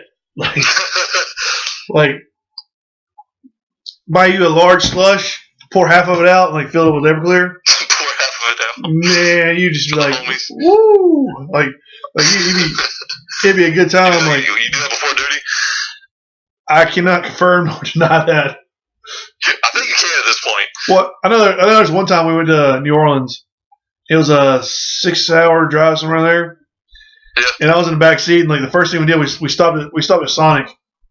And the guys in the front, they're like, we're not gonna drink or anything, but like, you can. I'm like, deal. So I'm in the back laying down drinking my like grape slush and Everclear. By the time we got to like New Orleans, I was already drunk. It was a good time. I developed in Orleans stays in Orleans. I developed a slur after that trip. It was a nice trip. I developed a stutter after being dropped a lot as a child, as previously stated. I mean, I can see it happening. Like, I don't know if I was ever dropped as a kid, but I can see it. Like they wouldn't tell me. Okay, so like real story time. I actually, when I was young, I actually fell down. We had 24 brick stairs in front of our house. So got to the top. Your boy was carrying the big bag from Walmart because, you know, I was a young kid and I want to feel accomplished in life, so that's what I did. And so I got to the top. I started messing around and I just fall backwards. And man, that hurt so bad. Like, yeah, I got a scar on top of my head from falling with a 3-wheeler that was stationary. I'd like to hear this story. Like, it was just, I don't remember it. I don't remember any of this stuff. Like, I don't remember a lot of stuff. Like, if you asked me to tell you a memory of like me from like probably like 10 years and younger, I don't remember hardly anything. But I know the story because I've been told several times. I was like, when I got older, I was like, I shaved my head and all. I was like, where did the scar come from? And they told me. But like, apparently, like, me and my shitbag brother were on a 3-wheeler, and somebody called his name, so he stood up, and I stood up too, and I fell off and had like banged my head open, like gashed my head open, had to go to the ER, and like bleeding everywhere. But I don't remember it. I almost said I've never been to the ER, but that's not true. I've been a few times. Been there once. Sometimes you gotta go. I mean, I was wheezing, so like I almost died. That's a good time to go. Yeah, pretty much. Some people go like, oh, I hurt my finger. Let's go to the ER. Like, no. Like, oh, I got the Rona. I went to the ER last time for my wrist being messed up. Like, it was too late to get an appointment with the VA. So like, just go to the ER. I'm like, cool. Well, you said that I messed up? No, I messed up. Oh, I thought you said that you messed up. I was like, I don't remember that. I forgot how I did it. Like, I hurt my wrist when I fell or some shit. And like, damn thing was. I got some theories. Damn thing was killing me. Like, killing me. So I need an appointment. Let's go to ER. Okay, cool. But I say ER's like, then you show up there like, I got a cough. I'm like, no, don't go for a cough. Hey, my head hurt. Like, ER's scary though, because like, you go in there and like, people are there for a reason. Like, yeah. People are like real sick. Like, oh, I got the flu. Like, oh shit, no. No, my cousin, she's like really young. She went 2 year and a half ago because she had a stroke. Damn. Yeah. So I went there for that, but I wasn't there. I was just hanging out. I got a soda for free. Strokes are ridiculous. Like, my ex-wife had a stroke when she was like 28 years old. It was ridiculous. Mm-hmm. Like, my grandpa had a stroke. Went to sleep one night, woke up, and that would be the thing. She had one on Christmas Day. Oof. Yeah, it fucked her life up. Like, it was bad. Like, it wasn't like one of those strokes that you have and like you're okay the next day or whatever. Like, yeah. She spent like 4 months in the hospital. Yeah, my cousin, she's still having headaches and stuff, and they don't know how to fix it. Nope. Like, the brain's weird. Like, yeah. the brain, like, your body is all weird. Like, Like, there's so many things your body does. Like, oh, I'm gonna kill you. Like, I'm gonna like, go ahead and have a brain bleed so you die. Your heart's not gonna work anymore, so you die. Like, here's cancer. Like, Here's cancer. So much weird shit. But here's cancer. Here's cancer. So like I believe there's also cures for a lot of shit that we don't know of. Yep. Because there's more money in giving you pills to help you feel better than there is like an operation that'll make you better totally. Yes, sir. So fuck the government. Did I say that out loud? I mean, I agree. There's a lot of shit like that. Like you hear 10 years ago, 20 years ago, leukemia got cured by some dude had a leukemia cure, but people still die of leukemia every day. You got people like used to have AIDS and now they don't anymore, but there's no cure. Like how do you not have it? How do you not have it if there's no cure? Yeah, because there's more money in treating than there is curing. Yep. And nobody gives a shit about the common man. Nobody wants it anyway. No, the common man is losing 24/7. Yep. Like there has to be something done. Well, after this coronavirus is done, something has to be done by government because they're just corrupt ass shit. Yeah. Like, let me live in my mansion and tell you not to go outside. Arnold Schwarzenegger. Twice. This is the second time we'll mention Arnold Schwarzenegger on this podcast. Sitting in his hot tub, telling people from his mansion, just stay home. It's cool, just stay home. Go outside. Like you mother. I couldn't take him serious in the office because every time we talk, Did you see the video of him eating breakfast or whatever, eating a salad? Like he has like a mini horse and a donkey in his damn kitchen with him. Are you serious? He's feeding them salad. But man, why is he flexing just so hard? Google it. Like I watched the other day. Like dude just sitting at the dude is sitting at his dining room table with a mini horse. And he's like, "Oh, would you like some salad?" And he's like picking up like this leaf on his plate, giving it to the little mini horse, and then this little donkey like shows up and like walks in. And he's like, "Oh, you want some salad?" And he's giving him salad too. I'm like you. There you go. This is the same dude that just told us it's okay, stay home, don't spread the coronavirus because you can stay home. Dude, if I lived your life, I would stay home too. Yeah. Like there's this Oprah tweeted a while back like, hey, this is how you do life, it's not that stressful. Someone commented, man, if I had $40 million, I'd be saying the same thing. No kidding. The stupidest thing I ever heard in my life is Jennifer Aniston is 50 years old. She still looks better than a lot of 20-year-olds. Well, yeah, because a lot of 20-year-olds don't have $75 million damn dollars. Betty White looks better than her, though. I was going to go ahead and say it. I don't know about that one. Like this y'all can quote me. Y'all can record it. R.I.P. because we all know what's coming up. But hey, at the end of the day, it's got to be said. Betty White's old as shit for no damn reason either. Like, but she's been through a lot. Yeah, she used to be hot when she was younger. I looked at pictures of young Betty White one time. She was actually pretty hot. It used to be. But you gotta tell me, I'm a huge Golden Girls fan. But like people are always like, did you see J-Lo in the Super Bowl? She's looking so fine and she's old. Like when you have a life that is not that damn stressful to where nothing you can do that's going to mess your life up as bad as where you can cover like with money, you're not going to age that bad. Plus you're going to have access to all the best healthcare, all the best surgeries and plastic surgery and liposuction, all this other shit. Like you're fine. If you make that much money, you're fine. It's not because your genes or because you work harder than somebody else. You got money and you don't have the stress that some people do. Like exactly. That's what most people don't get. They're just people too. I mean, yeah, they're just people, but they're people with like a lot of money. Yep. And like the thing is, like I told somebody one day, I was like, yeah, money doesn't solve everything, but if you have a lot of money, like millionaire, and your boyfriend breaks up with you, and you feel bad, you can take a trip to the beach, and you hang out there for a month, and you relax and you forget about stuff. If your mom dies and you're working at Food Line, you still gotta go to work. Yeah.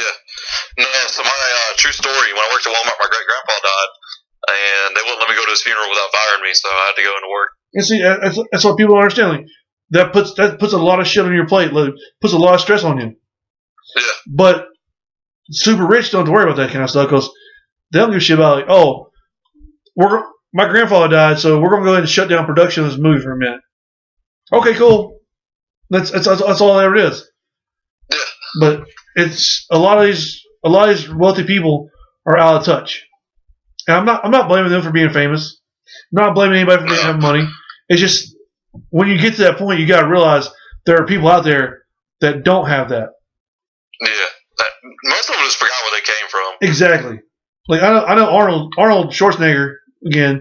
He came through a lot of shit. Like immigrant came over here and like didn't make a lot of money, and like even his first movie they dubbed his voice and everything. Yeah. But now he's at the point where he makes a lot of money. He's forgotten all that shit. Just stay home. Yeah. Just stay home, guys. Like, man, yeah. Like some people got to have jobs. Some people got to like still fix cars that are broken down. Some people got to put groceries on the shelf. Some people got to like fix power lines still. Not everybody can stay home. If everybody stayed home right now, if everybody just did not go to work Monday, shit would fall apart. Yeah, fairly quickly. Like, we may not spread the disease anymore, but shit would fall apart. We wouldn't have internet. We wouldn't have power. Your water would be cut off. Everything. You can't. Not everybody can stay home, and that's how. Yeah. That's the way. That's the way it needs to be approached. If you can stay home, stay home. Yeah. But some people can't. It's. I say. I'm still just shell shocked that they're letting the people that used to go to school at that school go there for daycare. Why not just go back to school? That's because they're stupid. Yeah. Like, I mean that's CMS system for you. Like the thing is, like, media has become so corrupt. Like the media, the news channels used to be, hey, this is the news. Now it's like, this is news, but we're going to spin it in a way to where we make money from sponsors. Yeah. So nobody believes the news. Well, then you got Joe Schmo, who's is your friend, who said he read an article one day that said if you drink Clorox, it cures the fucking coronavirus. So then you start spreading that, and everybody starts spreading it, and that's how everything is dangerous. Yeah. Like, and then now you got people with, oh, it's just the flu. It's not going to hurt anybody. It's just the flu. Let's go ahead and continue doing what we're doing. Bring your kids to this daycare because it's just the flu. Because my neighbor said that's what it was.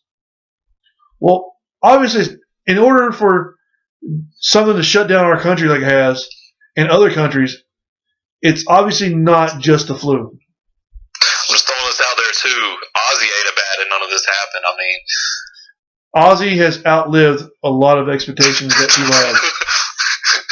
That dude has done so. I don't know how he's still alive. Like he has done so many drugs and alcohol. I mean, fire ants. He snorted fire ants. Yes, he partied with people that are dead. He's outlived there, so you can't use Ozzy as an example of anything. He is an abnormality, and whatever goes on in his life, he can like drink gasoline and it'll cure coronavirus. It's not going to cure the coronavirus in anybody but him. That dude is a freak of nature. He should have died 30 years ago. Yeah. Like, my man just keeps dodging death, but he keeps going right back into it. Well, he's got Parkinson's now. Yeah. You know, did you see that TV show that he had a while back? I've seen a couple of them, yeah. Man, I thought that was the funniest show in the world. Because his fucking brain's rotted out with drugs, man. Yeah. Like, it's just, and then, like, a lot of times, like, a lot of stuff like those shows are made to like get a reaction. So yeah, let's just go ahead and put you in a ridiculous situation, and you be ridiculous about it. Like the Kardashians. Like Dynasty. Well, like the Kardashians too. Like a lot of their stuff, like their reactions. I've never watched the show, but I've heard the reactions are genuine, but the situations they're put in are scripted. Yeah. So like, and how the hell does the whole family get famous from one chick banging a fucking rapper? Like, I don't get that at all. Like, you had sex with a rapper. Like that dude's penis made that whole family billions. Like, shout out. Like Ray J, right? Like, the Kardashians should in their basement have a like totem of Ray J's penis sitting there. That they probably just cut it off. I'm gonna be honest with you. Well, like, they can make a totem of it, like, and give it offerings every day. Like, here's offering of like of a sacrificed lamb to Ray J's penis, because that dude made us all the money. He made us who we are. Is it like every time they make a sacrifice, it just gets like amps bigger or something? Yeah, like it's just thank you, Ray J, for all you've done for us. You know, you turned us into a bunch of fucking retards. Sorry, can't say retards these days. But you've turned us into a bunch of like rejects. So now we spend more money in plastic surgery than a lot of people make in a lifetime. Yeah. So shout out to you. And then like, oh, we're also self-made millionaires. Man, I hate those people that are quote unquote self-made. Like, you're not a self-made millionaire. Your sister banged some dude, got famous, and then you all got famous afterwards. Like, nobody gave a shit about I guess Caitlyn Jenner, what was his name? Kris Jenner first, like whatever. Yeah. Bruce Jenner. Like he was famous back in the day, but like whenever they made this, nobody gave a shit about Bruce Jenner anymore. But now he's famous again because his fucking daughter banged some dude. Ray J's penis should be respected by the Kardashians. They need to worship that thing. Respected by the Caucasian community as a whole. There needs to be like a Kardashian church of Ray J. Kardashian church of Ray J. Like, I think there is. The only people that can go to it are Kardashians or Jenners or whatever, and like they must worship Ray J 24/7. Or Ray J for being worshipped. Every day at 5 p.m. they have to lay down on a mat and pray towards his penis. I thought you were gonna say something different, man. Nah. So but yeah, like, that's just amazing. Like, would you take a rapper's penis to be famous? I don't know. I mean, that famous. I mean, if I'm being honest. Like, look, you're gonna be super famous and have lots of fucking money. They're just gonna be like 30 minutes of inconvenience for you. 30. I was looking for like 5. Like, everybody's gonna know you did it too because there's gonna be a video. But you'll be rich and famous. But hear me out. You'll have more money than you'll ever need. And so will your whole family. I bet. Like, this is one of those dilemmas. Like, it's one of those dilemmas. Like, would you rather lose an arm or a leg? Oh man, I'd rather lose a leg. I agree with that one totally because arms are used for like expressions and touching stuff more. But this one. I didn't even think about touching stuff. I was more like proof convenience. Well, I mean, you can get now you can get fake arms. Like, fake arms are like a real thing now. I mean, they're not as good as like a real arm though. That one girl, I can't remember her name. She just recently got. Oh, the little kid. Yeah, she got two grown men arms put onto her. Like, really? Yeah, like some. She was. Was that the little kid that did all the pitches for the MLB? No, this is some other girl. Like, I forgot her name, but like she got her arms cut off. I forgot what happened to her. Her arms got cut off at the elbow. Yeah. And like some grown man died. And, like they took his arms and put them on her arms. So like they look a little bit too big for her body, but like she actually can use arms. And like his skin tone was darker than hers. But you better go get that tan right. But as the years have gone by, or time's gone by, his arm skin has lightened up to match hers. Oh wow! And like they don't know why it's doing that. It's just a weird thing. Have you seen that the one with the little girl? She throws pitches. I want to say for the Astros. I haven't seen that one. She's got a fake arm and she's done like a bunch of first pitches. Damn. The whole team like loves her, and they bought her like arm. That's pretty badass. Like I know somebody 3D printed a new arm for somebody one day. That's pretty amazing. Yeah. But I couldn't do all that. I ain't that smart. I'd still rather lose a leg. I would too. Like I can deal with a fake leg better than a fake arm, I think. I know. And also, there's a lot of jokes that can be made about a fake leg too. Oh yeah, you don't get that upset about it. You're like, oh yeah, this leg. But I got 2 of them. It brings you back to the whole thing though. Would you bang Ray J for $1 million? $1 million, or like how much the Kardashians got? They're is how much the Kardashians got for $1 million. I would still do it for $1 million. Like for all those millions and being famous. Yeah, that's a tough. I don't really care about the famous part. That's a dilemma right there. Well, I mean, what you mean it's a dilemma? You better go ahead. Like the more famous you get, the more money you get, though. Like I'm good with like 2 million and like 0 fame whatsoever. I'd rather be famous sometimes too, because like that way I can turn 2 million into 4. Yeah. Like, yeah, that's one of those tough questions. Like, how would you get famous? Like, How'd you, your kid takes you to career day. Like, what does your mommy do? Bangs dudes. Like, oh, cool. Like, that's be a lot cooler. I'm not gonna say that. Well, man, it's been like 2 hours, which just really? Yeah, it's flown by. So, tell you what I'm gonna do. I'm gonna let you get back to your Thursday night. I'm gonna upload this to YouTube and like all the Spotify and everything like that. So it'll be available here tonight before I go to bed. Awesome. Actually, all the podcast platforms will be available like within like 5 minutes. YouTube takes a little while to upload video. Yeah, they usually do. But it's been good talking to you, and I'm glad you called in. Thanks for having me. And if you want to do this in the future, because this is pretty fucking easy to do, like 2 hours flew damn by. Yeah. So we'll have to do this again soon. But yeah, most definitely. And I'll send you those links to like e-benefits later, and like you can hit me up about. I appreciate that. You can hit me up about coaching later too. I'm being dead serious though. We do need a coach. James Flint said he would coach, but I don't have being painter. Send me a message after this then. I bet. All right, man. Well, you take it easy, man. I appreciate it. All right, later on.